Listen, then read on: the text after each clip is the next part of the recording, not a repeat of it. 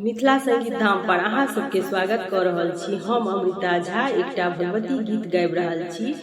ई भगवती गीत के हम शॉर्ट वीडियो बनेने छलहुँ जे हमरा कमेंट में आयल जे पूरा गीत गाबि के सुनाउ, तो अहाँ सबके फरमाइश पर ई गीत हम गाबि रहल छी। तो अहाँ अपन दुलार स्नेह एहि गीत पर जरूर देबै। जय माता भगवती, जय जगत जननी।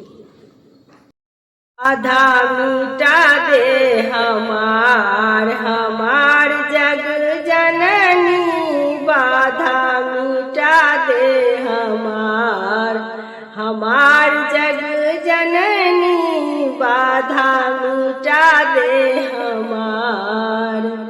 कब से खड़ी माँ तेरे द्वार पर, कब से खड़ी माँ तेरे द्वार पर, सुनती ना मेरी पुकार, पुकार जग जननी, सुनती ना मेरी पुकार, पुकार जग जननी, बाधा मिटा दे हमार जग जननी, बाधा मिटा दे हमार।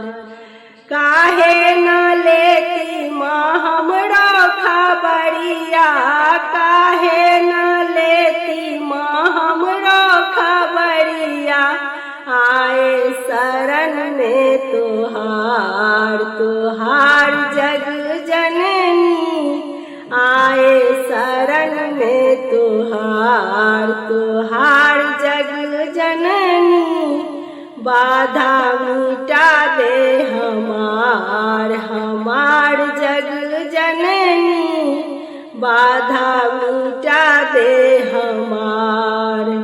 भक्तों के लेहू माँ अपने खबरिया, हम रहू लेहू माँ अपने खबरिया, महिमा अगम अपार, अपार जग जननी, महिमा अगम अपार, अपार जग जननी, बाधा मिटा दे हमार जग जननी, बाधा मिटा दे